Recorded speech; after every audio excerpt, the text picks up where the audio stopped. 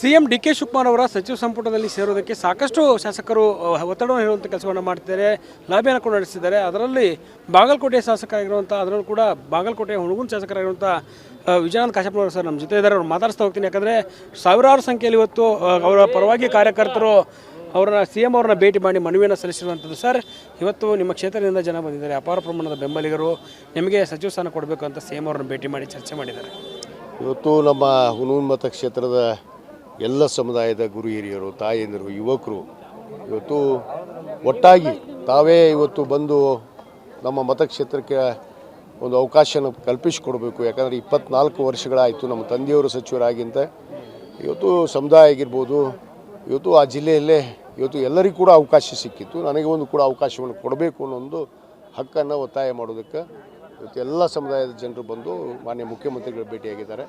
ಅದೇ ರೀತಿ ನಮ್ಮ AICC ಅಧ್ಯಕ್ಷರಂಥ ಮಲ್ಲಿಕಾರ್ಜುನ್ ಖರ್ಗೆ ಸಾಹೇಬರಿಗೂ ಭೇಟಿಯಾಗುವಂಥ ಸಮಯವನ್ನು ನಿಗದಿ ಮಾಡಿದ್ದಾರೆ. ಮತ್ತು ನಮ್ಮ ಮಾಜಿ ಮುಖ್ಯಮಂತ್ರಿಗಳಂಥ ಸನ್ಮಾನ್ಯ ಸಿದ್ದರಾಮಯ್ಯ ಸಾಹೇಬರಾಗಿರ್ಬೋದು, ನಮ್ಮ ಕರ್ನಾಟಕ ಪ್ರದೇಶ ಕಾಂಗ್ರೆಸ್ ಸಮಿತಿಯ ಅಧ್ಯಕ್ಷರಂಥ BK ಹರಿಪ್ರಸಾದ್ ಸಾಹೇಬರು ಕೂಡ ಇವತ್ತು ಭೇಟಿಯಾಗುವಂಥ ಒಂದು ನಿರೀಕ್ಷೆಯನ್ನು ಅವರು ಹೊಂದಿದ್ದಾರೆ. ಇವತ್ತು ನಿಜವಾಗಲೂ ನನಗೆ ಒಂದು ಕಡೆ ದುಃಖ ಸಂತೋಷ ಕೂಡ ಆಗುತ್ತೆ. ಯಾಕಂದರೆ ಎಲ್ಲ ಸಮುದಾಯದ ಜನರು ಇವತ್ತು ತಾವೇ ಬಂದು ಇವತ್ತು ಸಮಯನ ನಿಗದಿ ಮಾಡಿ ಭೇಟಿಯಾಗಿ ಅವರ ಹಕ್ಕನ್ನು ಒತ್ತಾಯ ಮಾಡ್ತಾಯಿದ್ದಾರೆ. ಯಾಕಂದರೆ ಎಲ್ಲ ಸಮುದಾಯಗಳು ಕೂಡ ನ್ಯಾಯ ಸಿಗಬೇಕು. ಯಾಕಂದರೆ ಜಿಲ್ಲೆಯಲ್ಲಿ ಅನೇಕ ಸಮುದಾಯಗಳು ಕೂಡ ಇವತ್ತು ಪ್ರಾತಿನಿಧ್ಯ ಸಿಕ್ಕಿದೆ. ಇವತ್ತು ನನ್ನ ಸಮುದಾಯಕ್ಕೆ ಸಿಗಬೇಕು ಮತ್ತು ಜಿಲ್ಲೆಯ ಅಭಿವೃದ್ಧಿ ಆಗಿರ್ಬೋದು, ಇವತ್ತು ನಮ್ಮ ಮತಕ್ಷೇತ್ರದ ಅಭಿವೃದ್ಧಿ ಆಗಿರ್ಬೋದು, ಇವತ್ತು ಒಟ್ಟಾರೆ ಏನು ನಾವು ವಿಭಾಗ ಅಂತ ಹೇಳ್ತೀವಿ, ಬೆಳಗಾವಿ ವಿಭಾಗದಲ್ಲೇ ಇವತ್ತು ಹೆಚ್ಚಿನ ಒಂದು ಅಭಿವೃದ್ಧಿ ಕೈಗಳಿಗೋಸ್ಕರ ಉತ್ತರ ಕರ್ನಾಟಕಕ್ಕೆ ಒಂದು ಜಾಸ್ತಿ ಪ್ರಾತಿನಿಧ್ಯವನ್ನು ಕೊಡಬೇಕು ಅಂತ ಒಂದು ಹಕ್ಕನ್ನು ಒತ್ತಾಯ ಮಾಡೋಕ್ಕೆ ಬಂದಿದ್ದಾರೆ. ಆ ಹಕ್ಕನ್ನು ನಮ್ಮ ಈಗಾಗಲೇ ಮಾನ್ಯ ಮುಖ್ಯಮಂತ್ರಿಗಳು ಕೂಡ ಗಂಭೀರವಾಗಿ ಅವರು ಪರಿಗಣಿಸಿದ್ದಾರೆ, ನಮ್ಮ ವರಿಷ್ಠರು ಕೂಡ ಪರಿಗಣಿಸಿದ್ದಾರೆ. ಇವತ್ತು ಅದಕ್ಕೆ ಸೂಕ್ತ ನ್ಯಾಯವನ್ನು ಒದಗಿಸಿಕೊಡ್ತಾರೆ ಅನ್ನೋ ವಿಶ್ವಾಸ ನನ್ನಲ್ಲಿ ಕೂಡ ಇದೆ. ಸರ್, ಹೈಕಮಾಂಡ್ ನಾಯಕರು ಹೊಸ ಮುಖಗಳಿಗೆ ಅವಕಾಶವನ್ನು ಮಾಡಿಕೊಡಬೇಕು ಅನ್ನೋ ನಿಟ್ಟಿನಲ್ಲಿ ಸಿಎಂ ಅವರು ಒಂದಿಷ್ಟು ಸೂಚನೆ ಕೊಟ್ಟಿದ್ದಾರೆ ಅಂತ ಹೇಳ್ತಿದ್ದಾರೆ. ಈ ನಿಟ್ಟಿನಲ್ಲಿ ನಿಮಗೆ ವಿಶ್ವಾಸ ಇದೆಯಾ ಸರ್ ಡಿ.ಕೆ. ಶಿವಕುಮಾರ್ ಅವರ ಕ್ಯಾಬಿನೆಟ್ನಲ್ಲಿ ಸೇರೋದಕ್ಕೆ? ಖಂಡಿತವಾಗಿ ವಿಶ್ವಾಸ ಇದೆ. ಯಾಕಂದರೆ ನಮ್ಮ ತಂದೆಯವರ ಕಾಲದಿಂದ ಏನು ಸುಮಾರು 50 ವರ್ಷಗಳ ಒಂದು ರಾಜಕೀಯ ಇತಿಹಾಸ ಇರುವಂಥ ನನ್ನ ಮನೆತನ ಮತ್ತು ನಾನು ಕೂಡ ಸಂಘಟನಾತ್ಮಕವಾಗಿ ಇವತ್ತು ವಿದ್ಯಾರ್ಥಿ ಕಾಂಗ್ರೆಸ್ ಆಗಿರ್ಬೋದು, ಯುವ ಕಾಂಗ್ರೆಸ್ ಆಗಿರ್ಬೋದು, ಇವತ್ತು ನಾನು ಗುರುತಿಸ್ಕೊಂಡು ಇವತ್ತು 2ನೇ ಬಾರಿ ಶಾಸಕನಾಗಿದ್ದೀನಿ. ಖಂಡಿತವಾಗಿ ಒಂದು ವಿಶ್ವಾಸ ಇದೆ. ಯುವಕರಲ್ಲಿ ಗುರುತಿಸುವಂಥದ್ದು ನಮ್ಮ ಈಗಾಗಲೇ ನಮ್ಮ ರಾಷ್ಟ್ರೀಯ ಏನು ನಾಯಕರಾದಂಥ ನಮ್ಮ ಮುಂದಿನ ಭಾವಿ ಪ್ರಧಾನಿಗಳಾದಂಥ ಏನು ಲೋಕಸಭಾ ವಿರೋಧ ಪಕ್ಷದ ನಾಯಕರಾದಂಥ ಸನ್ಮಾನ್ಯ ರಾಹುಲ್ ಗಾಂಧಿಯವರು ಕೂಡ ಇವತ್ತು ಯುವಕರಿಗೆ ಹೆಚ್ಚಿನ ಒಂದು ಶಕ್ತಿಯನ್ನು ತುಂಬ್ರಿ. ಯಾಕಂದರೆ ಮುಂಬರುವಂಥ ಚುನಾವಣೆಯಲ್ಲಿ, ಯಾಕಂದರೆ ಈ 2028ಕ್ಕೆ ನಾವು ಮತ್ತೆ ಚುನಾವಣೆಯನ್ನು ಎದುರಿಸಬೇಕು. ಈಗ ಬಂದಿರುವಂಥ ಸ್ಥಳೀಯ ಸಂಸ್ಥೆ ಚುನಾವಣೆಗಳನ್ನು ಕೂಡ ಎದುರಿಸಬೇಕಾಗತ್ತೆ.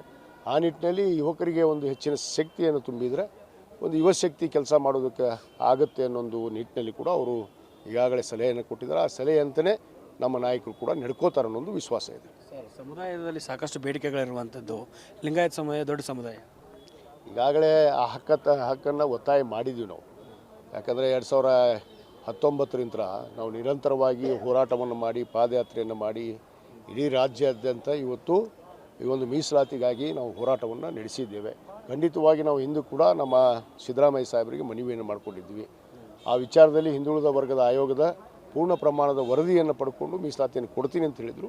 ಅದೇ ಒಂದು ಬೇಡಿಕೆಯನ್ನು ನಾವು ಮುಂದುವರೆದು ಸನ್ಮಾನ್ಯ ಡಿ.ಕೆ. ಶಿವಕುಮಾರ್ ಅವರ ಹತ್ರ ಕೂಡ ನಾವು ವಿಚಾರಗಳನ್ನು ತಿಳಿಸಿ ಅದಕ್ಕೆ ಖಂಡಿತವಾಗಿ ನ್ಯಾಯವನ್ನು ಕೊಡಿಸುವಂಥ ಕೆಲಸ ಮಾಡ್ತೀವಿ ಅನ್ನೋ ಮಾತನ್ನು ಹೇಳಕ್ಕೆ ಇಷ್ಟಪಡ್ತೀನಿ. ನಿಮ್ಮ ಬೆಂಬಲಿಗರನ್ನು ಉದ್ದೇಶಿಸಿ ಡಿ.ಕೆ. ಶಿವಕುಮಾರ್ ಕೂಡ ಭಾಷಣ ಮಾಡಿದರು, ಒಂದು ಭರವಸೆಯನ್ನು ಕೊಟ್ಟಿದ್ದಾರೆ, ಎಲ್ಲರಿಗೂ ಕೂಡ ಅವಕಾಶ ಸಿಗಬೇಕು, ನಿಮಗೆ ಅವಕಾಶ ಸಿಗುತ್ತಾ ಅನ್ನುವಂಥದ್ದು ಕೂಡ ಅವರಿಗೆ ಒಂದು ಇದಿದೆ.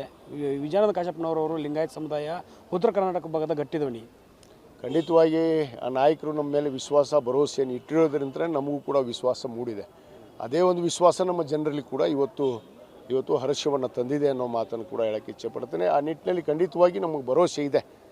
ಯಾಕಂದರೆ ಯುವಕರನ್ನ ಸಂಘಟನೆ ಮುಖಾಂತರ ಬಂದಂಥವ್ರನ್ನ ಗುರುತಿಸ್ತಾರೆ, ಅವರಿಗೆ ಅವಕಾಶವನ್ನು ಕಲ್ಪಿಸಿಕೊಡ್ತಾರೆ ಅನ್ನೋದು ವಿಶ್ವಾಸ ನಮ್ಮಲ್ಲಿದೆ.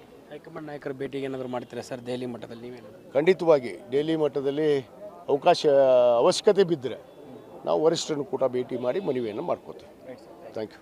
ಇದಿಷ್ಟು ಶಾಸಕರಾಗಿರುವಂಥ ವಿಜಯಾನಂದ ಕಾಶಪ್ಪನವರ ಮಾತು. ಕ್ಯಾಮ್ರಾ ಪರ್ಸನ್ ಶಿವು ಜೊತೆ ದುರ್ಗೇಶ್ ನಾಯಕ, ಗ್ಯಾರಂಟಿ ನ್ಯೂಸ್, ಬೆಂಗಳೂರು.